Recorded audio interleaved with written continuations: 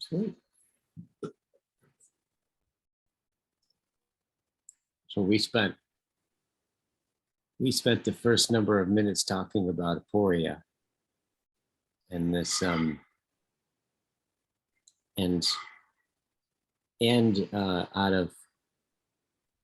of your possible request, Sandra, to kind of go over the review what we're doing here, like kind of review the instructions, and then specifically there's something going on that you've been noticing about aporia in your reading of Kierkegaard and such things. Right. Shall we? You want to start off by just going over the instructions? Looks like you. It looks like you pulled them up, Daniel. Do you have the instructions in the document that you got open? What document? Oh. Yeah, I do. Well, I'm not sure if I can share the screen. Yeah, here is the document. Yeah. So basically, the instructions are, I pretty much have the document memorized at this point. Yeah. Yeah. It's so a couple of things. So the dialectic in the Dialogos is John makes a pretty firm point about this, that it's considered it's in some sense an advanced practice within a whole ecology of practices, right? So he warns against being mindful not to just jump right into Dialogos, right? Because there's so many different factors and skills and capacities that presuppose are developed, right? And refined in some sort for something like Dialogos to be able to happen, right? And so, like in the course, what we layer it, right? We start off with mindfulness practice, right? And then move into circling practice, right? Mutual self-disclosure, intersubjective practice, then into philosophical contemplation, right? Becoming, in some sense, vulnerable to an idea, or vulnerable to a thought, or vulnerable to a Platonic form, if you will, right?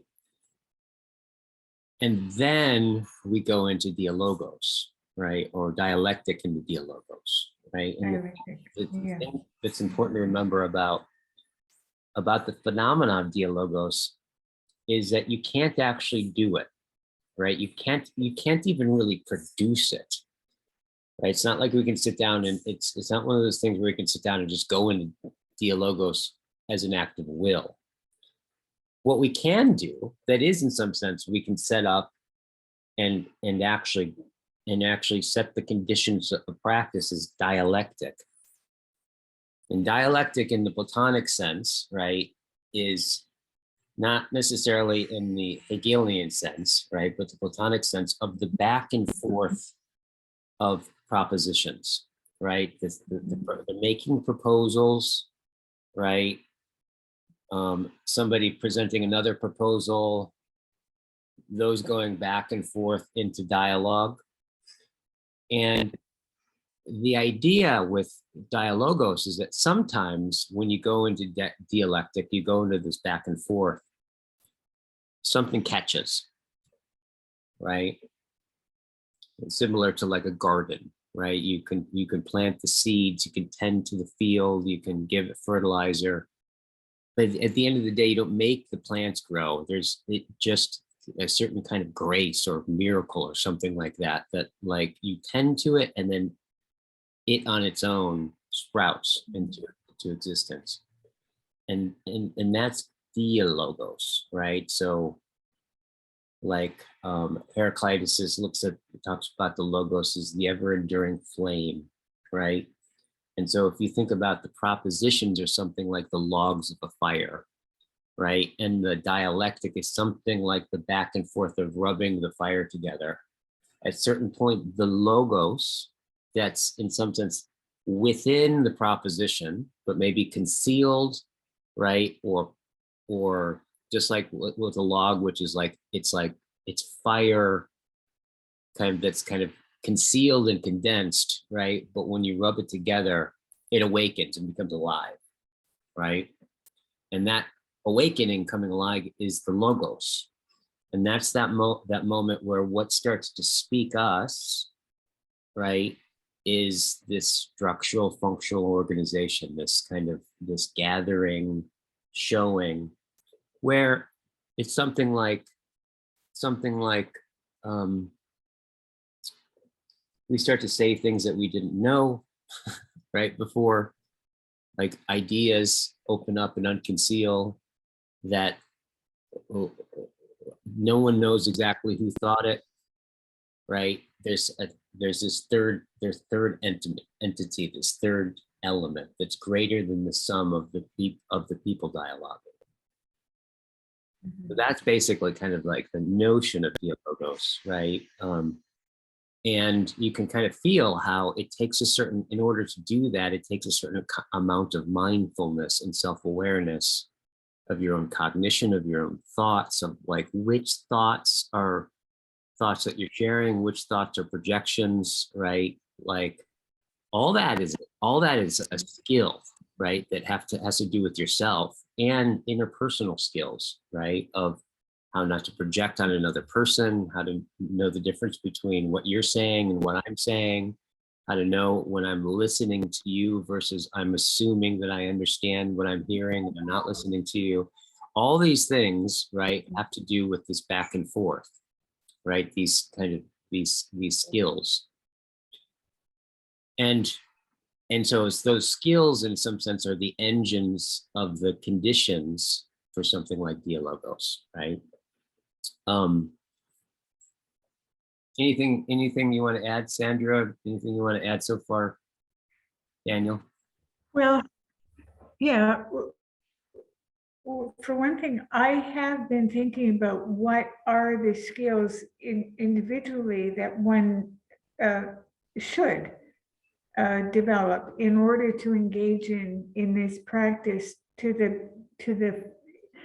so that one experiences the possibilities of this practice. And what you mentioned, I fully agree with. So it's not like you can just jump into this and expect something, you know, to happen without taking responsibility for your part in it, for one thing. And also, I also would like to stress I'm going to use the word sacredness of it, because if I know that if I come to it with an intent to enhance myself, that just blows everything to pieces. But if I approach it with acknowledging its sacred aspects, I think that's really important. At least for me, it has been. Yeah. And it's sort of like I have the privilege of drinking from this fountain of non-material, non-human, you know, this knowledge beyond all knowledge that I have and therefore I need to prepare myself to do that. Yeah. Yeah. It's like a sacred practice. Yeah, I agree with everything you said, in the sense of that we have to learn the whole ecology of practices in order to do dialectic into Dialogos successfully. Perhaps the only, now having reviewed all of this, is there any, that's what I would like to know, is there any mystery perhaps? Is there anything that, because Sandra, right, you were asking kind of like you wanted a kind of meta reflection, like what, why are we doing this? What's going on? Yeah, certainly. Yeah. So, and I think the mystery, well, the mystery for me is that it exists at all is a mystery to me. That this possibility appears to be present mhm. is a big mystery to me. Like I had no idea it was there until I experienced it and felt its power. Now, what the mystery sort of gets deeper for me as we go, because I can read. Well, it's not as if it.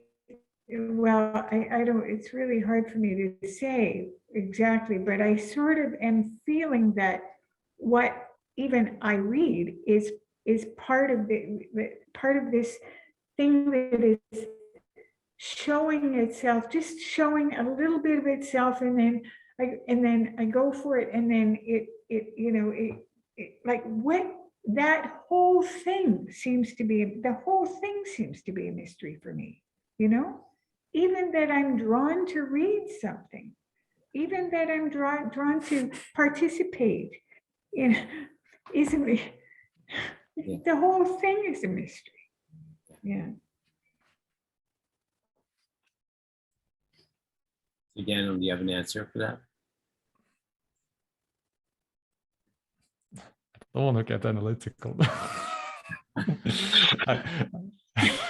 Feels like I destroyed the entire thing. That's your job, Danny. You have to get in. That's your job.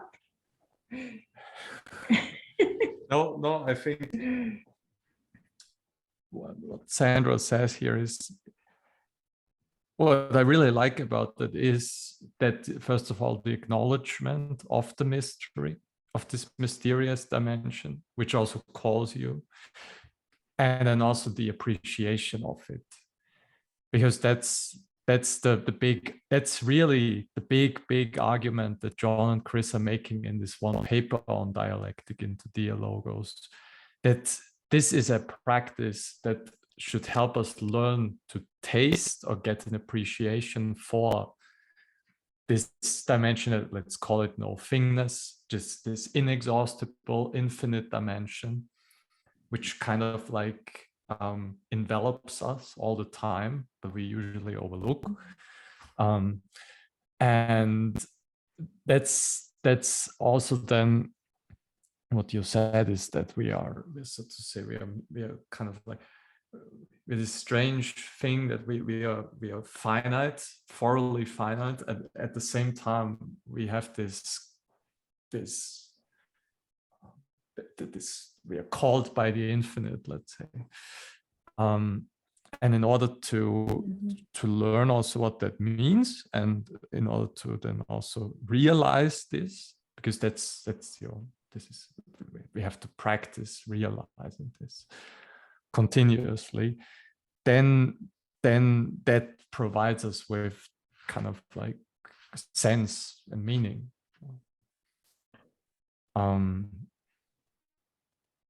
Yeah. And that's perhaps the thing for me, maybe adding my own. I think I said this once in one of our many practice sessions now. Virtue, for example, I think only makes sense if it's also properly enacted. Just talking about virtue, I think is really it's sterile if it's not, if there's not some inaction of it. And I think that's why I like those interpersonal practices, because in a sense, they force us at the same time to enact them. Otherwise, you're exposed immediately. You're like, you can talk about goodness, but if you're, let's say, if I don't listen to you and just listen to myself and fight over my own propositions with you, let's say if I'm not really willing to have another perspective, then immediately this entire process doesn't make any sense. So I think that's the cool thing about dialectic into Dialogos, and it's also kind of like a mark where you can see if it works or not. If the virtue you're talking about, if you're enacting it at the same time. Yeah.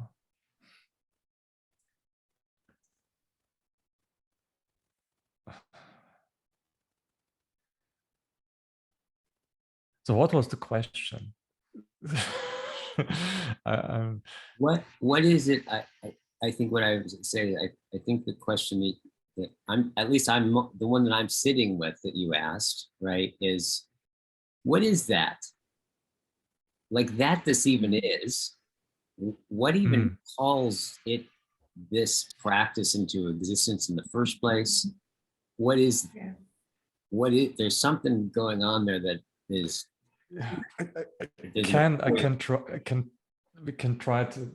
So I asked, when I met Ivo de Gennaro, I asked this question. I just asked him about learned ignorance and stuff, like, because I think, and then he just said about, I don't, when you say reason or so, I don't know what you mean. And he comes always back to the main question is, does that which calls for thinking, does it want to be, is it in want of an acknowledgement, let's say by reason? Is it in, or do we have to find another response? Because this enigmatic element calls us to think it. And I think about it a lot. It's like, how can we mind this dimension? And dialectic into Dialogos is, as I say, one new attempt in getting in tune with this dimension, which you can say is again the logos, the forms, etc. I think that's, then we could, what calls for thinking? This, right, Heidegger asked these questions already, like, what calls for thinking? It's a strange, enigmatic question. I personally think that all within an ecology of practice, those all are in a sense pointing to it. And we have to,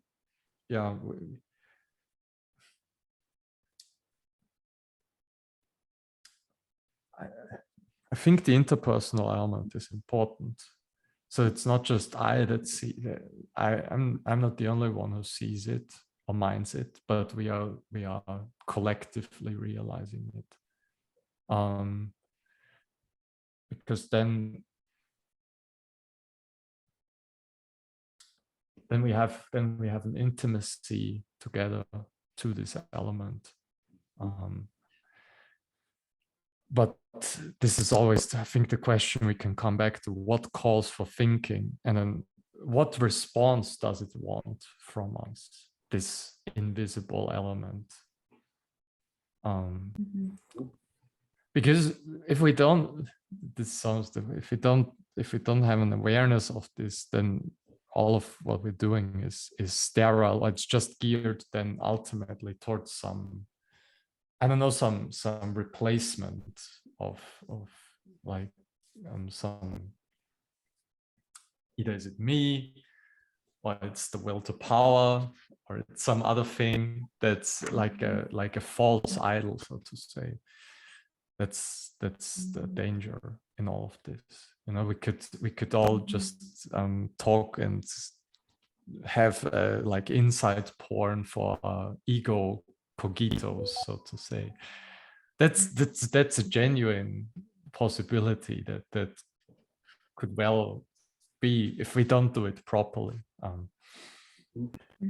So I think that's how we can, coming back to the mystery once in a while and being hit by it and being thrown back into in a mode of aporia is I think is, and then again, for me, this is so like enduring it, not ramping up the defenses. We talked about that before we hit the record button, not, let's say, but inviting it into our being, despite it being very uncomfortable. This call of the infinite, it has always been, when you look at religions or myths, the call of the infinite is never pleasant, but we have to learn to endure it. And then there's a possibility for growth, and that we have something like a world together.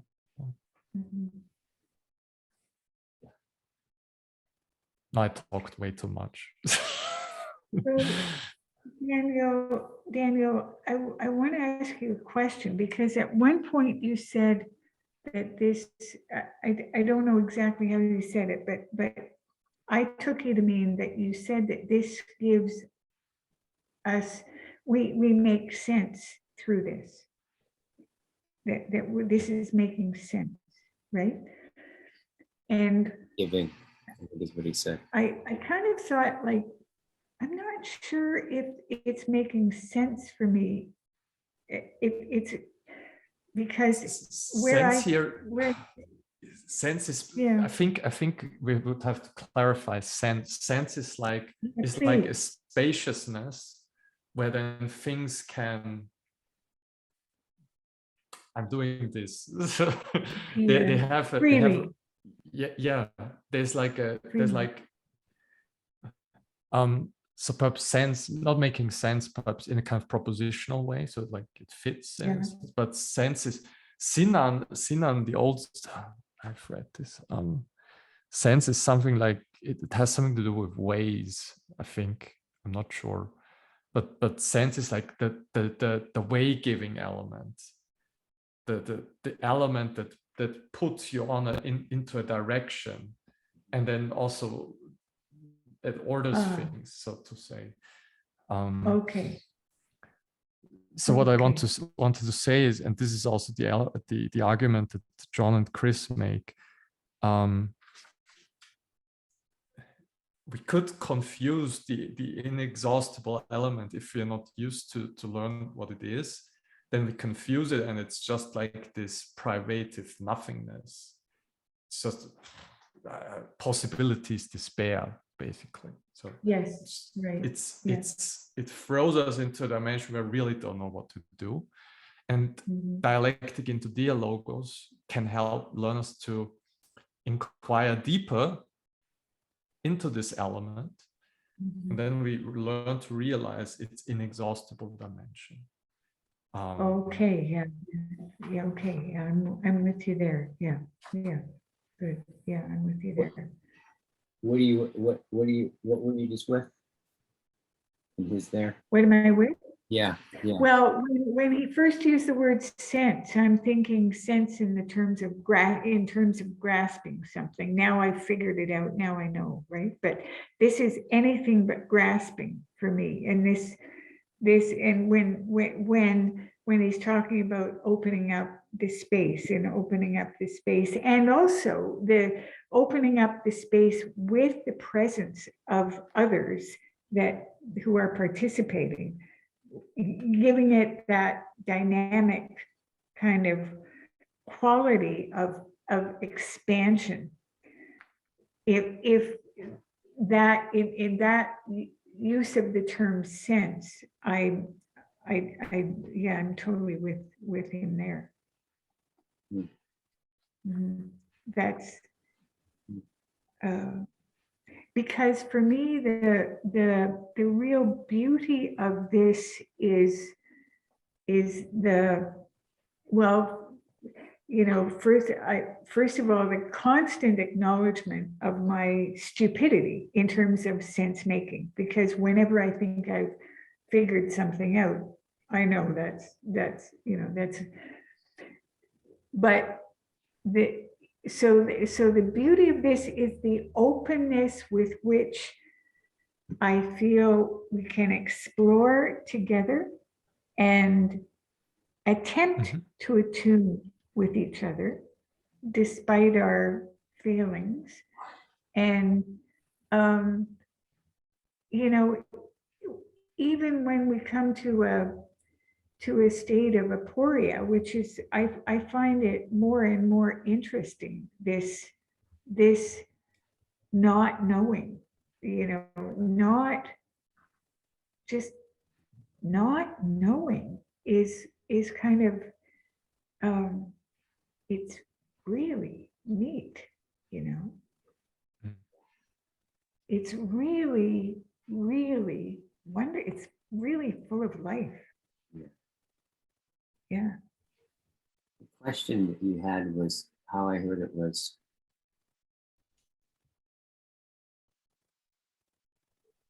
that there is this, right? Yeah. That's your question, right? In some sense, what is this that there is Dialogos, right? Yeah. That question is, Mm. Mm. if we say, yeah, where, like one of the things we can, one of the things I think we can ask is, hey, well, in that question, right?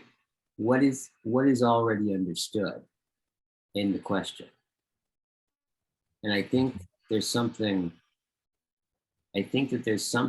about your reverence for not knowing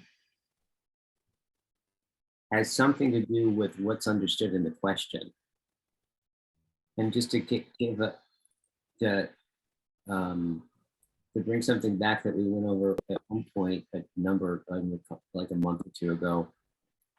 yeah, The way that Eckhart, in one of his sermons, talks about how the Godhead, right, in some sense makes itself known, right, in the soul, is it lets the soul know that it is without,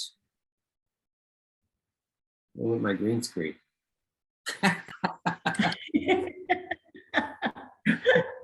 There goes my library. Yes. There we go.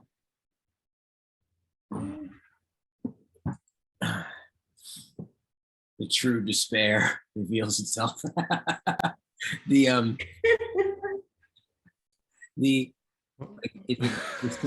soul knows that the Godhead is, right, without, but refraining from the soul knowing what or how it is, right? exactly.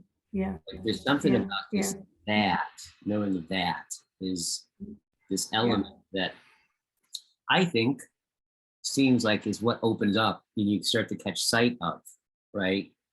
And that is a really, really interesting thing to think about, because I think Heidegger actually did when he was younger, he did a really artful, I forget what book it's in, a real artful breaking down of that question and how philosophy has completely missed it, right? That on one level is the most obvious thing in the world.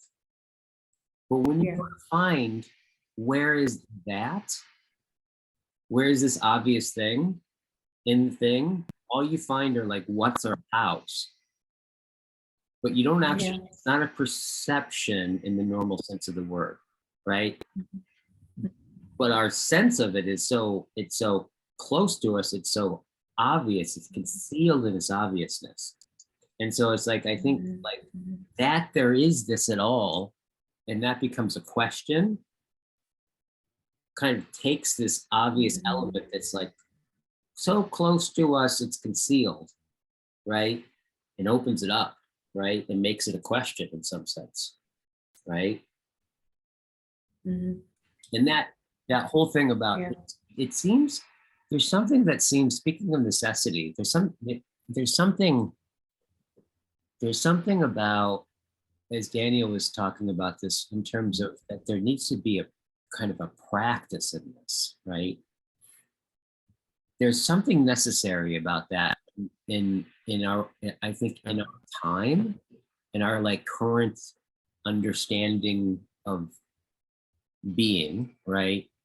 That for this element to be viably, to speak to us, it has to be something that somehow we encounter in our participation of it. Whereas to give that some, like to think about where we came from, go back in history, something like the Middle Ages, right? The pre-modern, you know, Hubert Dreyfus gives us, you know, tries to give this kind of phenomenological example of like what it would be like, right, in the Middle Ages. Says in the Middle Ages, it was almost impossible. The thought to not believe in God would have just been crazy, right? Like you weren't even against the thought of not believing in God, right? It was just kind of like gravity or something, like, you know, or some kind of law of physics or something like that. It was like that blatantly, obviously laid out in front of you that organized everything, right? In some sense, right? And now that in itself concealed this withdrawal, right? Like as you didn't have to kind of inquire into the good and rack your head, and in some sense you were born into it being already everything structured around it, like the streets, the family structure, the order, the order of the society. You look up, there's the cross. We lived in something like that for like 1,000 years, right? And then whatever was concealed in that started to kind of break through. And now none of that's worked out for us, right? So how is it we, like it's become, for most people, for a lot of people, something like Christianity is unviable. I think that's John's point, right? Is that we can't just be told in some sense, well, this is what happened in the narrative kind of way, and then we believe it. And in that belief, something catches. Like even Christians, I think, have a hard time having that be a reality for them or something that's real. So in some sense, this, I think part of why there's a practice of Dialogos is a response to that withdrawal, right? And also is showing in its response that it needs to be kind of come up from the ground up in some way. It needs to emerge out of our participation for it to have the sense of reality to it as something that's viable, that's like hits us, that's profound, that moves us beyond our own kind of subjectivity in some way.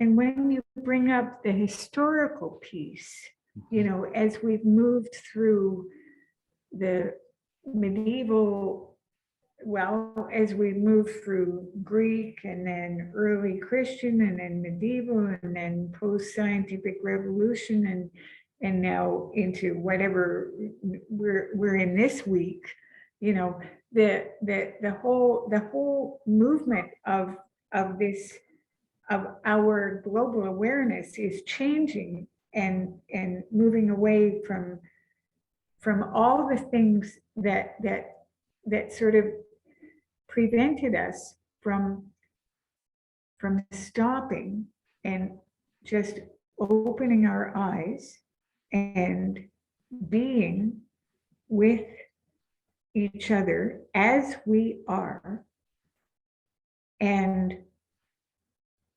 opening up to whatever is through our interaction, like that's all we are actually doing. But somehow, with all the things that we've attached onto over the ages, maybe it's time we just started doing this, because time is running out. Yeah. Yeah. We can't play around anymore. Yeah. This is serious shit. Like 1,000 years ago in Europe, if we tried to do this, right? First of all, it probably wouldn't have even been intelligible to do it, right? On some level. But it definitely, Yeah. if we did do it 1,000 years ago, it definitely would be heresy, right? To bring into question. Oh, Question and heresy. It would have been just like, why would you do that on some level?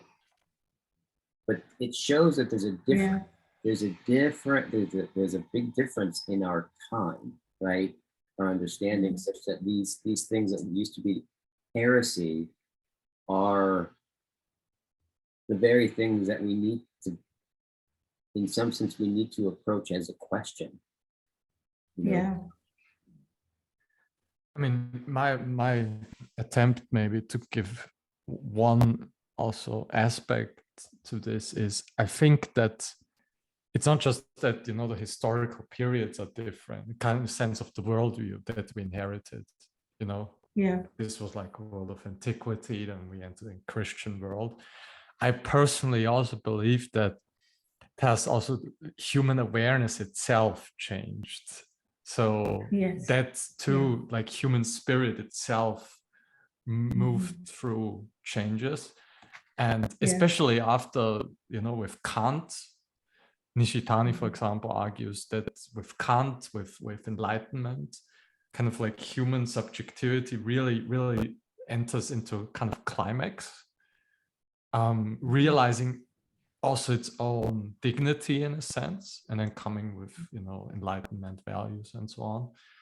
But then we kind of like went through this rapid this kind of like stream in the last 200 years and now it has collapsed. now subjectivity is fragmenting and into pieces and little things, and that in itself gives a completely new necessity to this entire process, because we are so broken even as in our awareness in as subjects, let's say. Yeah. Sure. And our ability to think even. Yeah. I mean, even small things like even making just acknowledging reality is difficult for many people. So just because when you when you're traumatized or when you are addicted, so you cannot even just acknowledge reality. Yeah. So we have to learn even that. So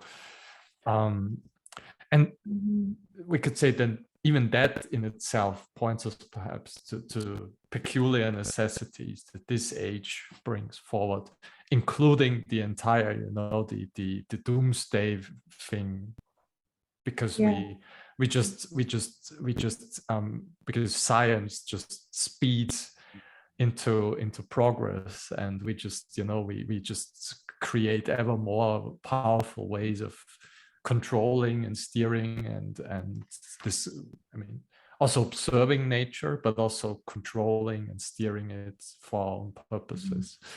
So these two processes, I mean, that's why I'm so pessimistic, because at the one time subjectivity collapses, and at the same time just the mechanisms of power just go up, and I think those two are really at odds with each other.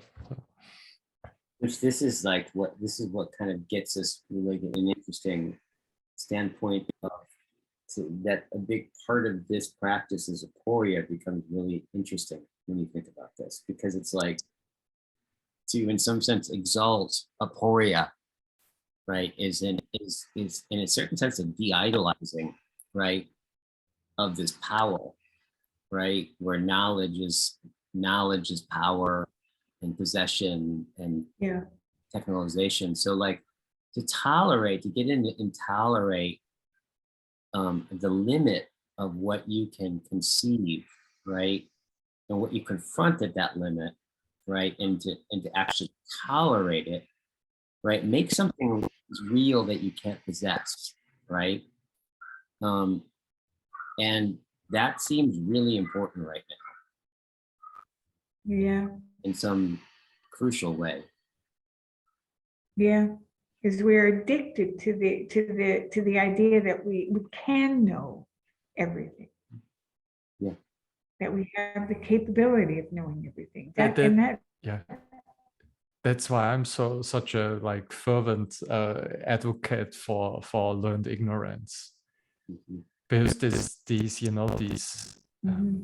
there are these these remnants of absolute knowing, and also this arrogance of knowing I know it all, or you put the entire reality under one interpretation, like knowledge is power. Like it's all for the sake of power, it's all for the sake of empowerment. And as soon as we do that, then of course we when you put everything, the entire reality under one, let's say, ideological perspective, then of course we don't have to ask many questions and we just go, but it doesn't lead anywhere. So Yeah. and that's why I also like dialectic into Dialogos, because in the kind of like internal structure that it has, we learn to acknowledge and listen to and feel into other perspectives, because my perspective is not your perspective, and we all and then we see, oh, like I'm not the center of the universe. It's like there are other perspectives possible, and we play with the identification with those perspectives, right? And then everyone's dislodged from that, and then something else comes into view, right? That in some sense there's a conformity, a knowledge via conformity with, and this is one of the things that I think dialectic and the Dialogos revives, is the that classic epistemology of where it's just taken taken for granted that the world is intelligible, and therefore learning about the world has to do with coming into conformity with it, right? This kind of contactfulness with the event of reality, right? That in some sense there you can feel that in the way that the practice is structured, right? Is in some sense it's kind of it's structured in a way that's trying to enact this conformity, right, with reality, but it's really kind of saying that like reality is something that's like kind of beyond us, right? Yeah. That if we kind of dislodge from our own perspectives, right, and I come into yours, this back and forth, right, starts to animate something that's beyond all of our perspectives that we can begin to see. But in seeing it, we form to it and become fitted with it, right? Mm-hmm. And that's that classical sense of epistemology. And that's really, I think, comes out structurally in that, in the question, the is question, right? Like, what is virtue? Right? What is, right? What is this? There's nothing useful that comes out of that, right? There's nothing. That's like it's like the least utilitarian question that there ever could be, right? It has no immediate practical value, right? Yeah. But the value that it comes to is you start to get this relationship with something being an end in itself, right? Not a means to an end. And that is the thing that, like, I think that's one of the main ways that Dialogos draws you into that ancient sense, or the classical sense, epistemological sense of knowing via conformity with, and fittedness with, right? Yeah, I see.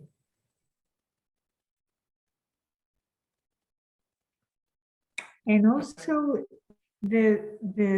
I'm thinking the benefits that accrue in life if we do this practice. Now, we've been doing this for 4 months approximately, I think, give or take. And I don't know what, if I were to write down what the benefits are, but I have noticed, I've just noticed a change in just maybe the horizons of my thought, or the horizons of my experience somehow, that there, possibly it's because I'm not sure, but possibly it's because there's nobody who's teaching me anything here. There's nobody who's got the right answer. We all have very different perspectives, and we all realize that and appreciate that and welcome that. And nonetheless, I feel a freedom to expand my own horizons in ways that maybe don't even make sense to me at the time, but later on I kind of notice, there's something that's different about me, that I did something different here, or I thought something different here,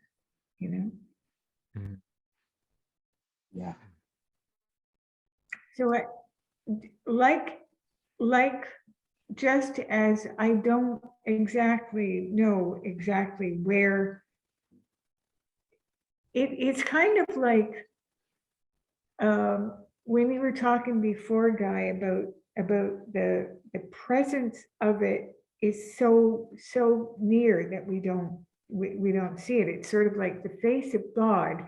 I cannot see the face of God because, in fact, I am, speaking through it. It is my senses that's what it is. It's sort of like that the same thing as that. I'm inside of it and acting out of it. So I can't see it, but it's there, and it's not something I possess. Yeah.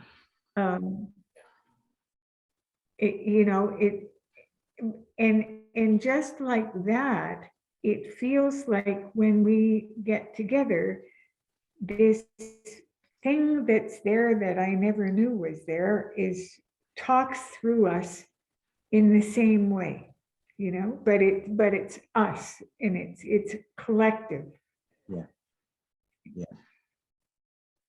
I would say, and I think I'm hearing this in what you're saying.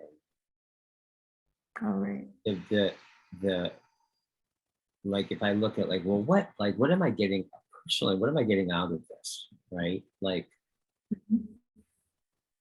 it's really tricky to put this into words, right?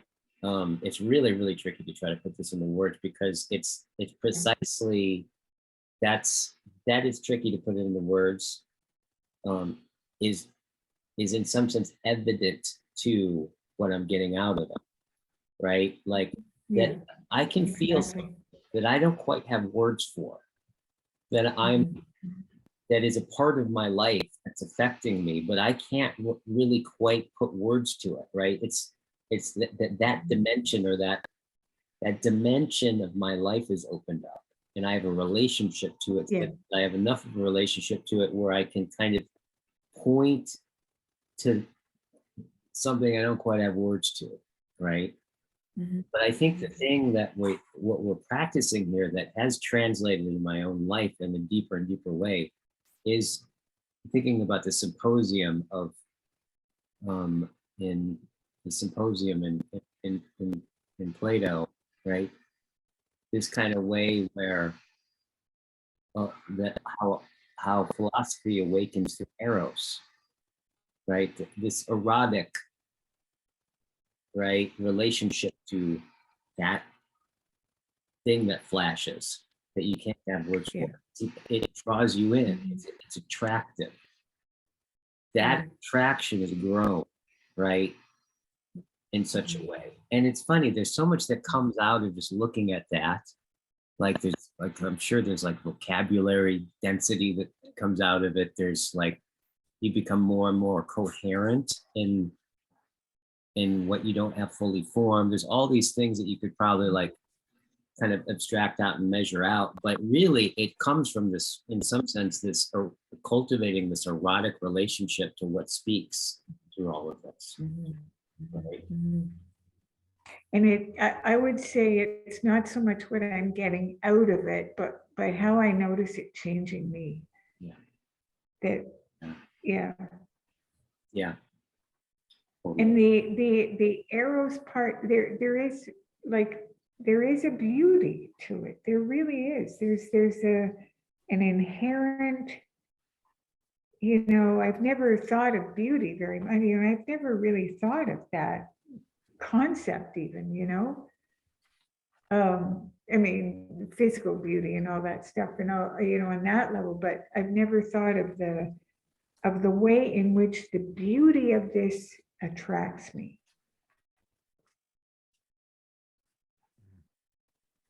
That eros. Yeah. I've just and go on. Yeah, and there's an excitement as well. There's a real, surge of. It's just so I appreciate it so much. I Yeah. love the way you just spoke eros and beauty together.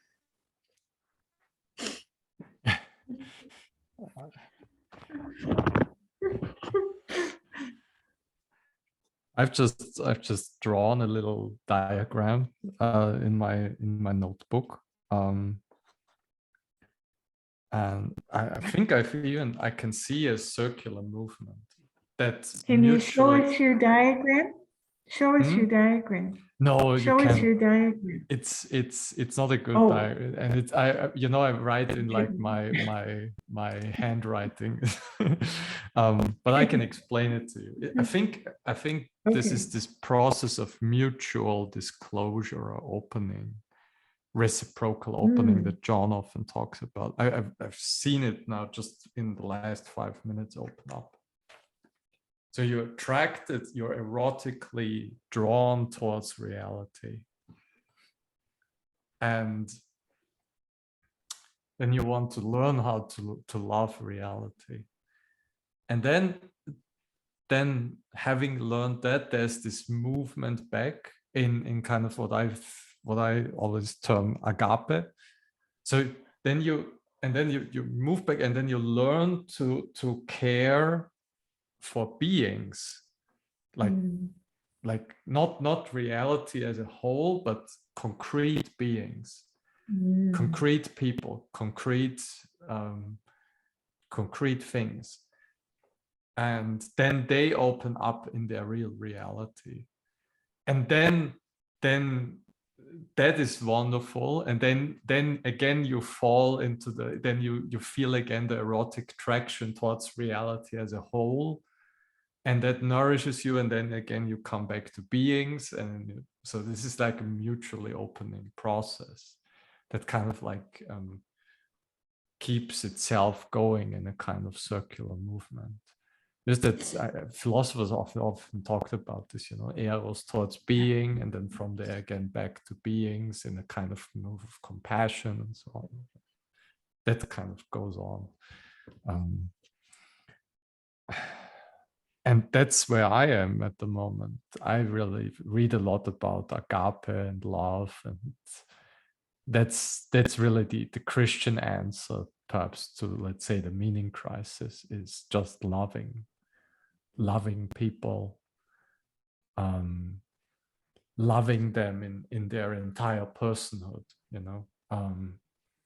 and caring for them. That's really because that's what helps them to find trust, and then to shine again in the beauty that has been forgotten often under trauma, addiction, and so on.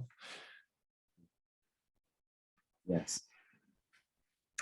And I really would just like to point out, Daniel, that you are embarking on a wonderful career now where that can be actualized and give you growth and development as well. Yeah. I want to tell you about. Sure. When you were talking about that, just when you were talking about that, Daniel, I thought about my neighbor who for almost 10 years, we have lived side by side from him. And I've just come to realize that he considers us to be the neighbors from hell because we have not mowed our grass in the way that he thinks we should. I did not know any of this, but yesterday, because I've been out working and cleaning up the yard and I've been mowing the grass. And so I, catch his eye and, anyway, we're at a talking level. He's actually approached me. He's actually talked to me. I've welcomed this. Yesterday, he was actually smiling at me as he was asking me to just mow the other front field. We have an acre field that he wants us to mow now. And I didn't know that it was really important to him. So it's just this smile on his face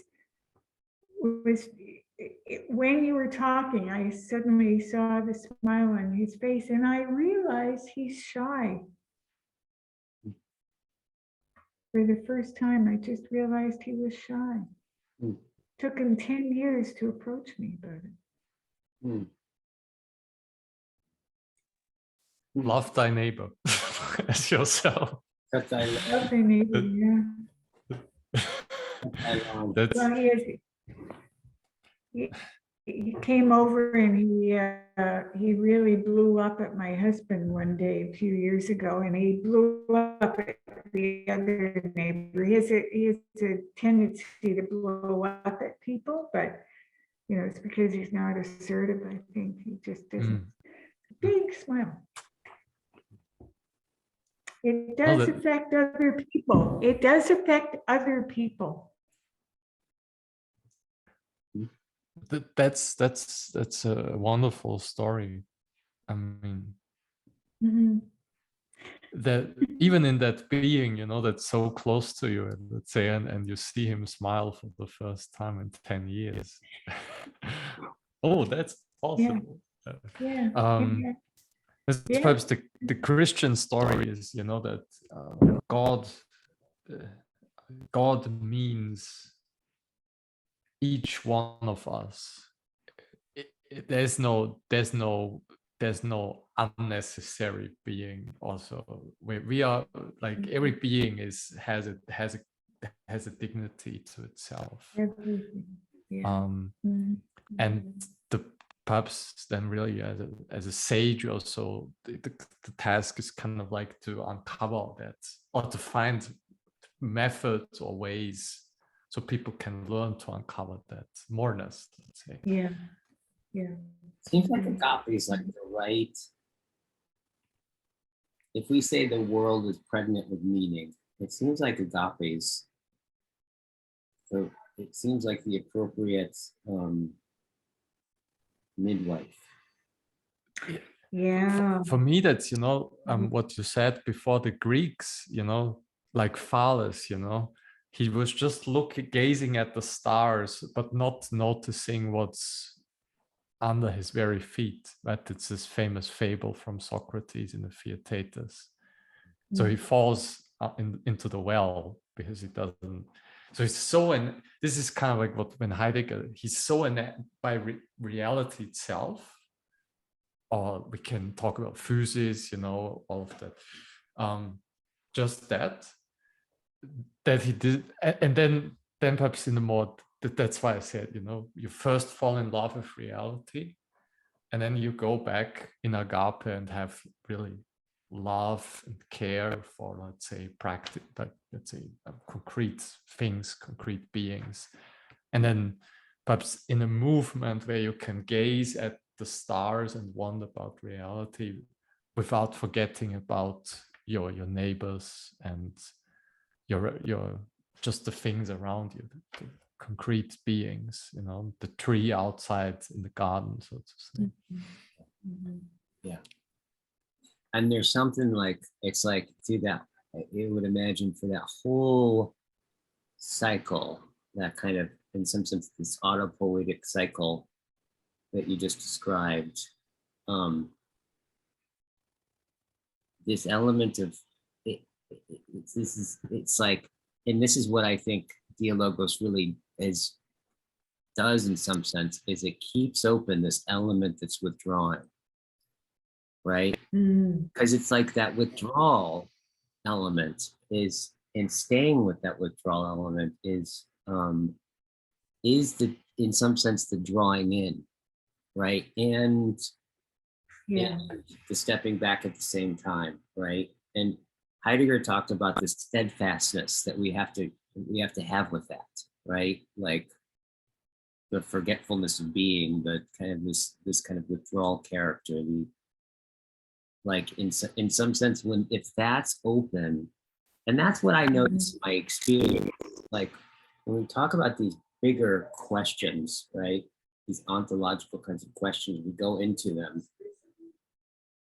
in a way that's hard to put words into it. It's like all the particular like things in nature and the bedpost and the little interaction I have with my son glows with something, right?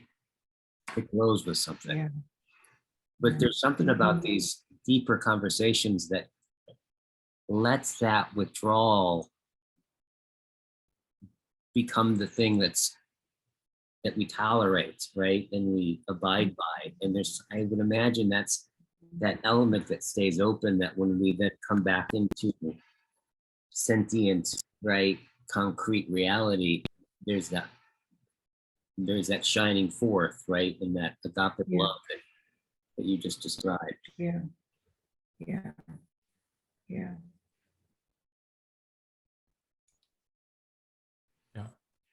I would just maybe just sum it up. It's like, I think you can really learn to fall in love with being, this withdrawing, invisible element. That's, I think, the Heidegger and the Greeks are really good. but for me personally speaking, like really caring then again for beings, that's where I really learn more from the religions, perhaps. Therapy and the religions, they can really tell you, let's say, how to, and then perhaps having the practices that perhaps incorporate them both. So we have this again, this idea of the ecology of practices. That's why mindfulness also is important. So you, because we can tolerate being suspended between being and beings. That's a guy you showed me this 2 years ago in a like, I think in one of the Heidegger texts, that we are this strange being between being and beings, kind of like hanging in between them.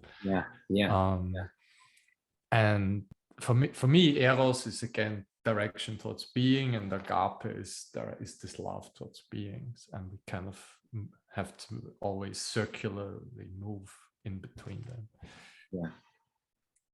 There's something really interesting too about agape.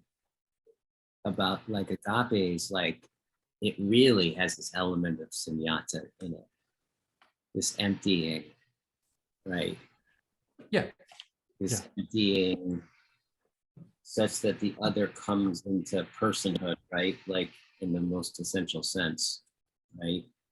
The self-emptying. This element of emptiness is something really native to, like, in a somehow, I don't know what the, I don't know what the link is between the East and the West with this, but there's that, I think that agape and sunyata, looking at those two things together, I think is this link between the two, where there's the same thing going on there somehow. Yeah, it's funny that you're bringing that up too, because I was looking at that, you know,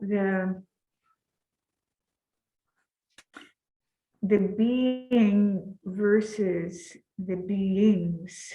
And in a sense, I'm questioning whether they're, I mean, maybe in terms of, you know, that term that you use, Daniel, the sive, between, between the two, that part, they are the same, but it's just a slightly different perspective. And that intersection there is, it's not a separation. It's not a, you know, a difference in a real difference. I remember once when, I don't know if I told you this, when I had done a 10-day silent retreat and I was in the Atlanta airport, and all these people, it was really crowded and all these people were walking by, and I looked up and I literally saw them all as Buddhas. Every single one was a Buddha, which was not a fully formed Buddha, you know, a Buddha in whatever they call that, a Bodhi, right? In formation, and all of their differences were absolutely perfect in what they should be, but they were all Buddhas. I was surrounded by them. And I had that once before, after retreat before, but it was, you know, it was sort of from afar, but these people were really close. I mean, really, they are, you know, and I thought, it's sort of like with my neighbor, you know, like, it's so clear that he has always been who he is. And I was aware that it was a very limited, restricted perspective on him, but I had no clear sense of his actual beingness. You know, he was just sort of a figure that I pasted on the wall. No, but that sense of his actual beingness as literally a part of being itself, you know, like it's sort of like, I don't need to look up, you know, versus out. I don't really need to. It's all here, you know. I don't need to closet myself in an attic for 10 years and sit in meditation, you know. It's all here. It's all us. You know? So it was that seeing of the neighbor, in some sense, kind of seeing having a glimpse of his shyness and realizing that. Yeah. What I heard you say is basically like that glimpse, in some sense, you just saw his humanity, right? Yeah. And you saw humanity with your own. And yeah, exactly. I think the other thing that I'm hearing you implicitly and explicitly say that you saw is that in seeing it, what you really got hit with is that you hadn't. Yes. Oh, yeah. Up until that point. That part is the fascinating thing about, to me, that's what makes it Aletheia, right? The event of of unconcealedness. It's not the event of revelation. There is something No, shine, no. humanity, these kinds of things, right? Like there is the thing that's revealed, but the Mhm. mood, right, that's evoked, the Yeah. truthness of it, it's actually concealedness itself shows itself in that moment, right? And you have that moment of like where you see it like that, and then you see the whole last 10 years, and it feels Mhm. like a new history of your neighbor, right? It's updated. Yeah, well, You haven't yeah, seen it, right? And all these occasions, right? yeah, Whatever that is endlessly intriguing to me. endlessly intriguing. Yeah, yeah, yeah. And how does one become attuned to that, right? How does one become The virtue. oneself into relationship to that, Mhm. that concealment and withdrawal is? How does one attune to that element, right? Yeah. And I think the way that you attune to it, I think that's what essentially listening is all about, right? Because Mm. listening isn't the process of, in some sense, like in trying to teach people how to listen, right? I've just seen this over and over for 20 years trying to teach people how to listen, is that you don't actually teach people how to listen.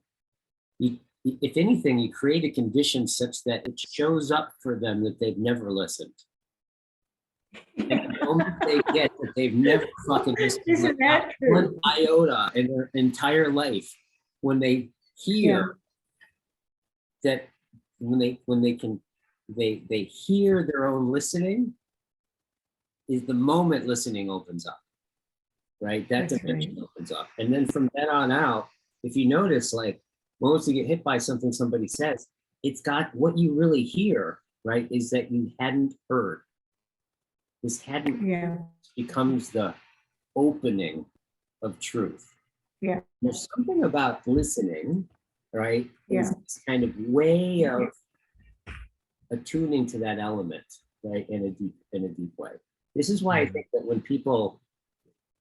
why I've noticed that people who really take to circling, right? Especially the ones who aren't natural at it, right? Who really work hard at it and start to get it.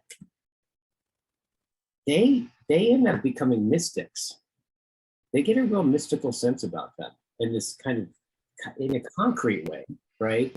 But it becomes a very religious kind of sacred practice. And I think it's because of that element goes from really not being open to them to being open to them, right? Mhm. And that's the practice, that opening up to that element of listening, of withdrawal, of concealment, and then being attuned to it, and then being shaped by your character, being shaped by and informed by that withdrawal in some sense, right? And yeah, I love that. Yeah, I mean that they don't have to be taught anything. They just have to realize they've never done it. yeah, totally. Yeah. Yeah. Is that question that we talked about last time? Is how does that happen? How do you, Yeah. you can't talk anyone into hearing that they're not hearing. No. They'll just think that they're hearing you when you say that. No. Like there's literally, like if you try to logically get that one down, you literally cannot get someone to see the arrow on the FedEx sign. You can point to it, right? But when it switches and it pops out, like that's a function completely not of you doing anything to them. That it happens, right? How that dimension, what's going on there is like incredibly mysterious to me. Yeah. Yeah, it's amazing that it's still there after all this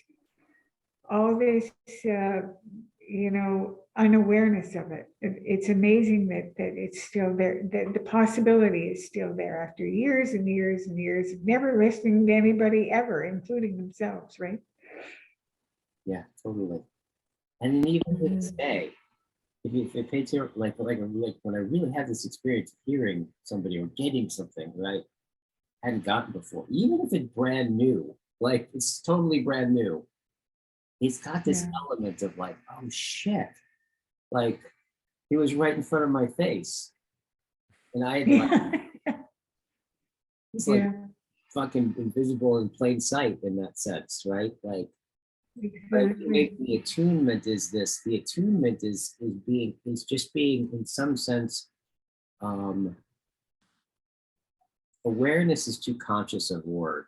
In some sense, abiding by that dimension is always the case, right? So in some sense, I think there's this way where you can the practices is, I think this is what phenomenology really is, especially hermeneutic phenomenology, this kind of sense where there's this kind of awareness of that what you're knowing also is in the process of being transformed and something slipping away, right?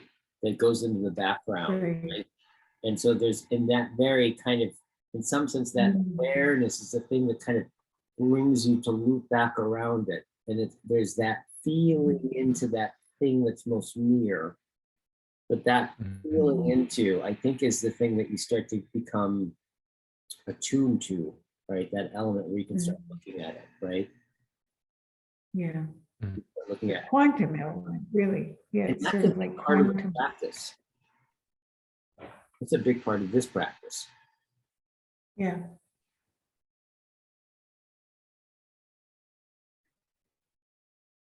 I read a poem by Rilke the other day, and it's about listening, learning to, it's about listening to the world and to things.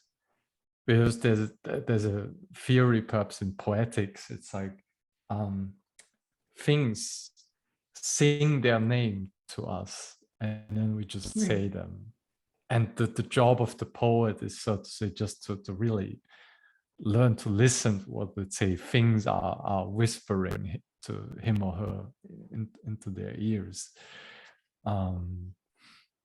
And I think that can also be applied to other human beings. When we really learn to listen to them, then we learn to acknowledge their suchness, and together with that, this withdrawing element, which always keeps informing their personhood and their perspectives and so on. I was just reminded of something that you just said, triggered a memory of hearing Adi Shante. You guys familiar with Adi Shante? Adi Shante. It's like Adi Shante. He's like a Vedanta type. Enlightened guy, yeah. Yeah. He was known for being kind of like a normal person. That's, I don't know, he's got there's a certain vibe he has, or a brand he has in some sense, right? But I heard him talk one time about the way he works with people, right? And what he said, it's really striking. He says, no matter what anyone is like, somebody comes up, like there's the question and answer thing, and like, so they, somebody come from the audience, comes up and sits with them, and then they sit and they ask him a question, and he says what he does is he speaks right to the one who's already awake over there. Right.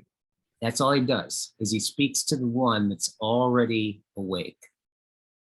Right. Not all the other ones.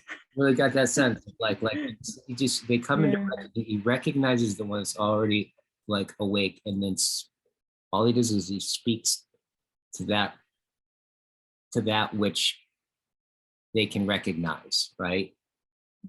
I was thinking about like that is a kind of that is another way of saying this kind of listening, right? In some sense, like that thing already knows, like I can, because that's the other thing about listening is it's not the opposite of speaking.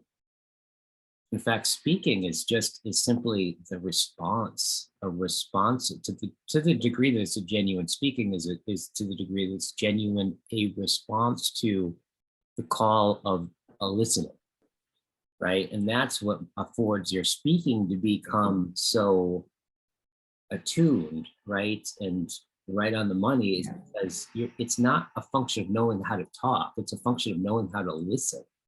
Right? When we can listen to the other person's listening, then that listening takes the form of speaking and a response, right? It's this hidden element around things. Speaking of Rilke, you know, he had this, he wrote a poem for his tombstone. I don't know if it made it onto his tombstone, but he wrote it for his tombstone, right? Are you familiar with that poem? The one with the rose, right? Yeah. Yeah, I'll say it a couple of times. Think about it. So there's Rilke, there's all the stuff he wrote, all the letters he wrote, all, you know, his whole life. And to write something that he's going to put on his deathbed, literally, right? And is this poem. It says, "Oh, Rose, such pure contradiction, delight in being, no one's sleep under so many lids. Oh, Rose." Now think about like it maybe to get a handle on this, like think about not contradiction with rose between petals and thorn, right? That's not the contradiction, right? It's between something like one and many, right?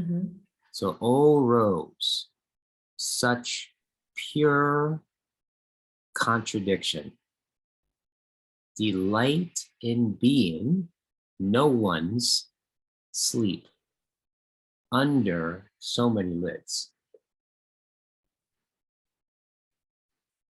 Under so many what? Lids.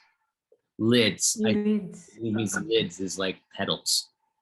Yeah. How I hear it. It's like that. There's something intriguing about that poem, right? There's something like how I maybe start to get at that is like if you take a rose, right, and you go, it's got a center. Let's get to the center, and then you just pull out all of the leaves and the petals, and you get all the way down to the last two things, and you pull them out. No center. Wait a minute. Put it back together. Find the center, right? It's both there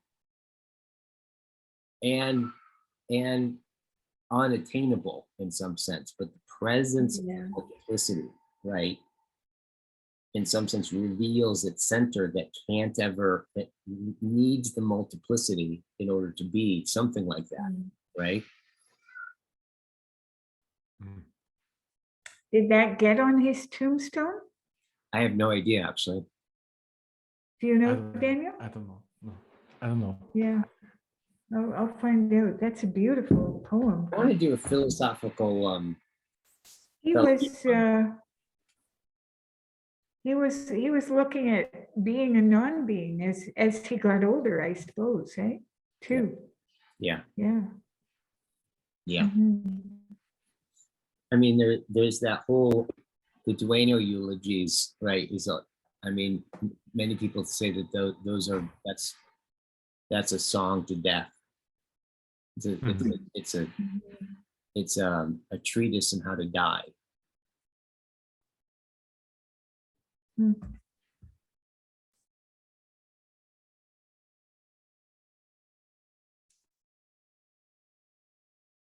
yeah, these German.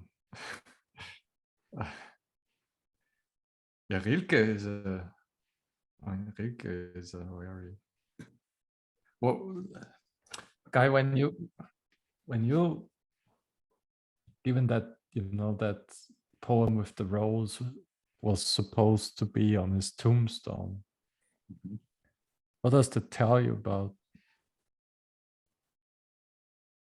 us? What does the poem disclose about Dasein?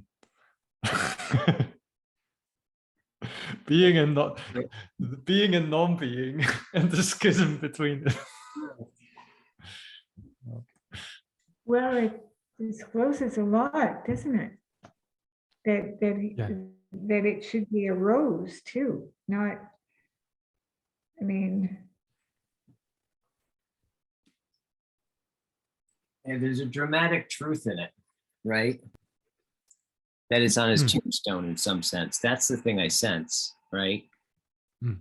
That it's kind of like the way that the dialogues and Platonic dialogues aren't just the content of the exchange of the interlocutors, but is as much of the setting and the drama, the dramatic scene. In some cases, what really kind of contains the thing being said, right? I have a feeling something similar going on with that. I think that's one of the things that intrigues me about it, right? All the things that he could have put on his tombstone or wanted to, that's what he wrote, right? That's, first of all, I mean, that's an achievement to kind of like have a poem, like 3 lines, and you have all the drama packed into like, because when it's on the tombstone, it's could, right?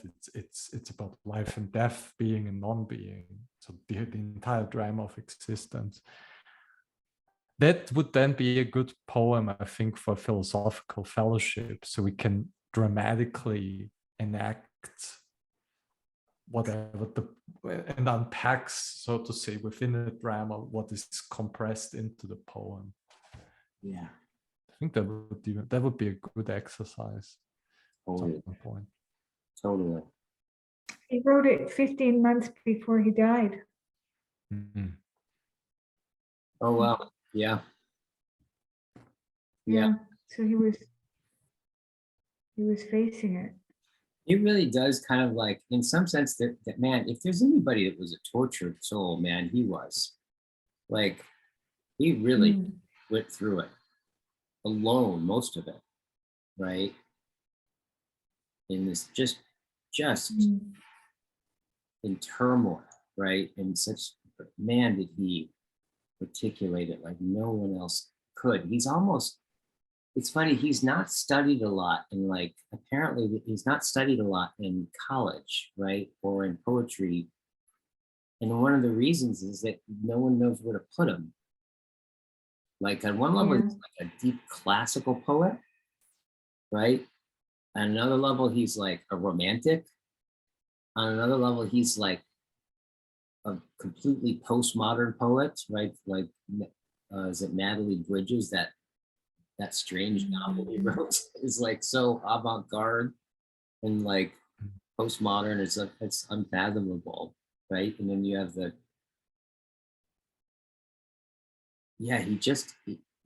he occupied some place that some in-between place that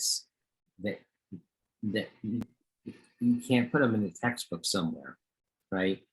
You can't place him. And there's something about that poem that draws you into this kind of something like the contours of his life, like what you just said, right, Daniel? He packed all of that lifetime of drama into these 3 lines, right? And you can just imagine thinking about that for eternity, right? And never getting into a settled place, but then something being shown in that unsettledness, right? That gleams, right? And I would imagine maybe that's the death part, right? That thing that shows in the unattainable center that needs the lids, like even from the standpoint of, you know, a pure contradiction. There's one contradiction, right? Then delight in being no one's sleep. Well, only someone's sleep. So what's a no one? What happens when a no one sleeps? What is that, right? Under so many lids, right? This no one sleep. It's almost like a mega awake non-someone. Under so many lids. Under so many lids, right? A pure contradiction, light and being, going around and around. And around. What brought this up for you, Guy? Do you remember? Well, I think it comes down to your, you know, you've done this a number of times, like some of the questions that you say, in some sense offhandedly, right? Like this sense of like there's that there is Dialogos. What the hell is that? What's going on with that? Yeah. Right? Is the big question.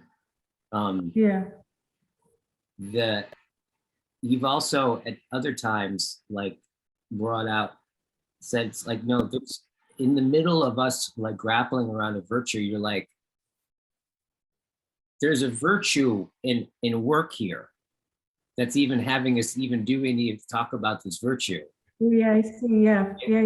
There's this kind of way where you're in the midst of something, right? And then there's a horizon that you don't recognize that you're already underway in a response to. And then you go, boop, you point that thing out and it lights up and I'm like, oh, and then I think it's something like that. Yeah, so something like that happened and then you thought of that, the pure contradiction. Yeah. And Yeah. Oh, interesting. We're talking about gleaming, like this kind of thing that you glimpse, the aporia, right? This kind of thing that kind of precedes the unknowingness, like that shines forth. And I don't know, there's something about that poem that like has just I've lived with that poem since I was a teenager. Oh. Yeah. Oh yeah. Yeah, them and the Dueno eulogies. In this way, the Dueno eulogies, especially like right around the time when circling was formed, even before it was like had a word, like I would just read those eulogies over and over and over and over again, right? I didn't know what the hell I was reading exactly, but I was just obsessed with them, right? With this poem. In some sense, I feel like there's some move that you have to do to come close to it. And that move, right, is a similar move that makes so much possible, right? In different ways, right? But it's really necessary that it, in some sense, stay hidden, right, for it to somehow do its work, right?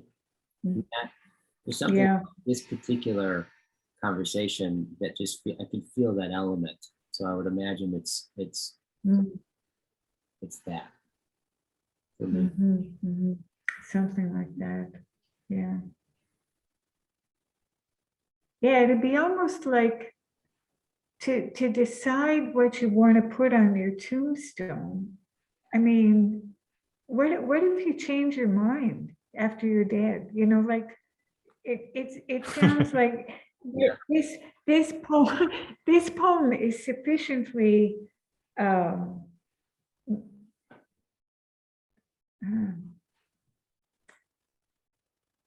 obscure, inconclusive, not graspable. I think that I could see that would be the type of thing. Yeah, I mean, it's sort of Yeah, I'm just reading, I'm reading another translation here. I've got Rose, oh pure contradiction, Mhm. comma, desire, comma, to be no one's sleep under so many lids. Hmm. It's a question. It's a question, you know? Yeah, yeah, yeah, totally. Yeah, yeah. I think that it's,